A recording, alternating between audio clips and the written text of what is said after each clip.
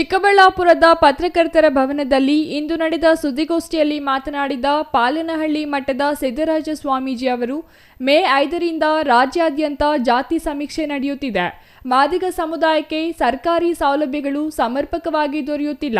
ಒಳ ಮೀಸಲಾತಿ ಜಾರಿಯಾದಾಗ ಮಾತ್ರ ಸೌಲಭ್ಯಗಳು ಪರಿಪಕ್ವವಾಗಿ ಸಿಗಲು ಸಾಧ್ಯವಾಗಲಿದೆ ಎಂದರು.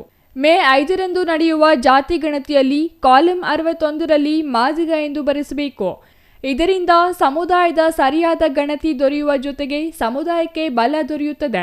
ಮಾದಿಗ ಸಮುದಾಯದಲ್ಲಿ ಅನಕ್ಷರಸ್ಥರು ಹೆಚ್ಚಾಗಿದ್ದಾರೆ. ಹೀಗಾಗಿ ಮಾದಿಗ ಎಂದು ಮಾತ್ರ ಬರೆಸಬೇಕು. ಹೀಗಾದಾಗ ಮಾತ್ರ ನ್ಯಾಯ ದೊರೆಯಲಿದೆ ಎಂದರು. ಮಾದಿಗ ಸಮುದಾಯ ಹೆಚ್ಚು ಜನಸಂಖ್ಯೆ ಹೊಂದಿದ್ದರೂ ಪ್ರಾತಿನಿಧ್ಯ ದೊರೆಯುತ್ತಿಲ್ಲ. ಕಾಲಂ ನಂಬರ್ 61ರಲ್ಲಿ ಮಾದಿಗ ಎಂದು ಬರೆಸಿ ಎಂದರು. ಜಾತಿ ಗಣತಿಯಿಂದ ಶೈಕ್ಷಣಿಕ, ಸಾಮಾಜಿಕ, ರಾಜಕೀಯ ಮತ್ತು ಆರ್ಥಿಕವಾಗಿ ಅಭಿವೃದ್ಧಿಗೆ ಸಹಕಾರಿಯಾಗಲಿದೆ. ಮಾದಿಗ ಸಮುದಾಯ ಬಹುಸಂಖ್ಯಾತ ಸಮಾಜವಾಗಿದೆ. ಈ ಸಮುದಾಯಕ್ಕೆ ಸಾವಿರಾರು ವರ್ಷಗಳ ಇತಿಹಾಸವಿದೆ. ಈ ಸಮುದಾಯ ಅಭಿವೃದ್ಧಿಗಾಗಿ ಜಾತಿ ಗಣತಿ ಸಹಕಾರಿಯಾಗಲಿದೆ. ಈವರೆಗೂ ಮಾದಿಗ ಸಮುದಾಯಕ್ಕೆ ಸಿಗಬೇಕಾದ ಸೌಲಭ್ಯಗಳು ಸಮರ್ಪಕವಾಗಿ ಸಿಗುತ್ತಿಲ್ಲ. ಸಮಾನತ್ವದ ಶಕ್ತಿ ಸಮುದಾಯಕ್ಕೆ ಬರಬೇಕು ಎಂದು ಹೋರಾಟಗಳು ನಡೆಯುತ್ತಿವೆ. ಈ ಹೋರಾಟಗಳಿಗೆ ಶಕ್ತಿ ಬರಬೇಕಾದರೆ ಜಾತಿ ಗಣತಿಯ ಕಾಲಂ 61ರಲ್ಲಿ ಎಲ್ಲರೂ ಮಾದಿಗ ಎಂದು ನಮೂದಿಸುವ ಮೂಲಕ ಸಮುದಾಯದ ಶಕ್ತಿ ತೋರಿಸುವಂತೆ ಹೇಳಿದರು. ಈ ಮಾದಿಗ ಸಮಾಜ ಎಂಬತಕ್ಕಂಥದ್ದು ಬಹುಸಂಖ್ಯಾತಗೊಳ್ಳತಕ್ಕಂತಹ ಈ ಸಮಾಜ, ಎಲ್ಲೋ ಒಂದು ಕಡೆ ಸಾವಿರಾರು ವರ್ಷಗಳ ಇತಿಹಾಸ ಉಳ್ಳುವಂತಹ ಈ ಸಮಾಜಕ್ಕೆ ಜಮ್ಮು ದ್ವೀಪದ ಮೂಲ ನಿವಾಸಿಗಳಾಗಿರ್ತಕ್ಕಂತಹ ಇವರಲ್ಲಿ ಎಲ್ಲೋ ಒಂದು ಕಡೆ ಸಾಮಾಜಿಕವಾಗಿ, ಆರ್ಥಿಕವಾಗಿ, ಶೈಕ್ಷಣಿಕವಾಗಿ, ರಾಜಕೀಯವಾಗಿ ಸವಲತ್ತುಗಳು ಪರಿಪಕ್ವವಾಗಿರ್ತಕ್ಕಂತಹ ಕಾನೂನಿನ, ಸಂವಿಧಾನದ, ಕಾರ್ಯಾಂಗ, ಶಾಸಕಾಂಗ, ನ್ಯಾಯಾಂಗದ ತ್ರಿವಳಿಗಳ ಸಿದ್ಧಾಂತದ ಮೇರೆಗೆ ಇರುವಂತಹ ಚೌಕಟ್ಟನ್ನು ಮೀರ್ತಾ ಇಲ್ಲ, ಕಡಿತಗೊಳ್ತಾ ಇದೆ ಎಂಬತಕ್ಕಂಥದ್ದು ನಮ್ಮ ಈ ಮಾದಿಗ ಸಮಾಜದ 30 ವರ್ಷಗಳ ಕಾಲ ಹೋರಾಟದ ಒಂದು ಪ್ರತಿಧ್ವನಿ.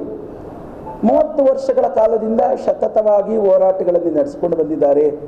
ಇದಕ್ಕೆ ಏನು ವಿಭಜನಾತ್ಮಕವಾಗಿರ್ತಕ್ಕಂಥದ್ದು, ಮಾನವಾಂದ ಮೇಲೆ ಸರ್ವತೋಮುಖ ಪೂರ್ಣ ಚಂದ್ರಸ್ಯಂ ಸಭಾ ಸಪ್ತಂಗ ಎಂಬತಕ್ಕಂತಹ ಗಾದೆಗನುಗುಣವಾಗಿ ಮತ್ತು ಪರೋಪಕಾರಂ ಇದಮ ಶರೀರಂ ಎಂಬತಕ್ಕಂಥ ವ್ಯಾಖ್ಯಾನದಂತೆಯೂ ಕೂಡ ಎಲ್ಲೊಂದು ಕಡೆ ಅಂಕುಡೊಂಕಾಗಿದೆ. ಅಂದರೆ ನಾವು ಬಹುಸಂಖ್ಯಾತಗೊಳ್ತಕ್ಕಂಥವರು, ನಮಗೆ ಬರಬೇಕಾಗಿರ್ತಕ್ಕಂತಹ ಸವಲತ್ತುಗಳು ಪರಿಪಕ್ವವಾಗಿ ಸಮಾನತ್ವದಲ್ಲಿ ಸಿಗ್ತಾ ಇಲ್ಲ, ದೊರಕ್ತಾ ಇಲ್ಲ.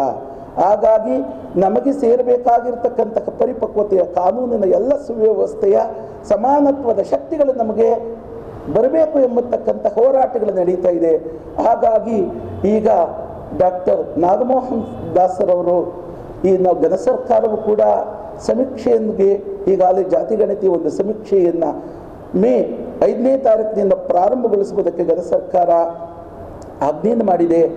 ಹಾಗಾಗಿ ಈ ಮಾದಿಗ ಬಂಧುಗಳು ಏನು ಕಾಲಂ ನಂಬರ್ 61ರಲ್ಲಿ ಮಾದಿಗ ಅಂತ ಇದೆಯೋ, ಏನಾಗಿದೆ ಈಗ ಉತ್ತರ ಕರ್ನಾಟಕ ಇರ್ಬೋದು ಅಥವಾ ದಕ್ಷಿಣ ಕರ್ನಾಟಕ, ಪೂರ್ವ ಪಶ್ಚಿಮ 4 ಭಾಗಗಳನ್ನಾಗಿದಾಗ ಇಂದಿನಿಂದಲೂ ಕೂಡ ಈ ಜಾತಿಯಲ್ಲಿ ಆದಿ ಕರ್ನಾಟಕ ಅಥವಾ ಅರುಂಧತಿ, ಆದಿ ದ್ರಾವಿಡ ಅನೇಕ ಹೆಸರುಗಳಿಂದ ಬಂದಿದೆ.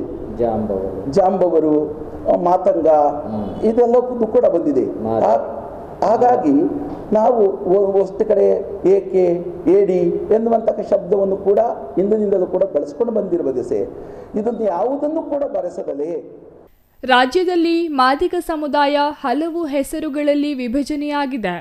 ಆದಿ ಕರ್ನಾಟಕ, ಅರುಂಧತಿ, ಆದಿ ದ್ರಾವಿಡ, ಆದಿ ಜಾಂಬವ ಸೇರಿದಂತೆ ಹಲವು ಹೆಸರುಗಳಿಂದ ಕರೆಯಲಾಗುತ್ತಿದೆ. ಇದರಿಂದ ಸಮುದಾಯದ ಸಮರ್ಪಕ ಸಂಖ್ಯೆ ಸಿಗದೆ ಸೌಲಭ್ಯ ವಂಚಿತರಾಗಬೇಕಾದ ಸ್ಥಿತಿ ನಿರ್ಮಾಣವಾಗಿದೆ. ಆದರೆ ಜಾತಿ ಗಣತಿಯಲ್ಲಿ ಮಾದಿಗ ಎಂದು ಬರೆಸಿದರೆ ನಮ್ಮಲ್ಲಿರುವ ಬಹುಸಂಖ್ಯಾತ ಶಕ್ತಿ ಹೊರಹೊಮ್ಮಲಿದೆ. ಒಗ್ಗಟ್ಟಿನ ಪ್ರದರ್ಶನವಾಗಲಿದೆ. ಎಲ್ಲ ರೀತಿಯ ಸೌಲಭ್ಯಗಳು ಸಿಗಲು ಕಾರಣವಾಗಲಿದೆ ಎಂದು ಸ್ವಾಮೀಜಿ ಹೇಳಿದರು. Ambareesh N, CTV news, Chikkaballapur.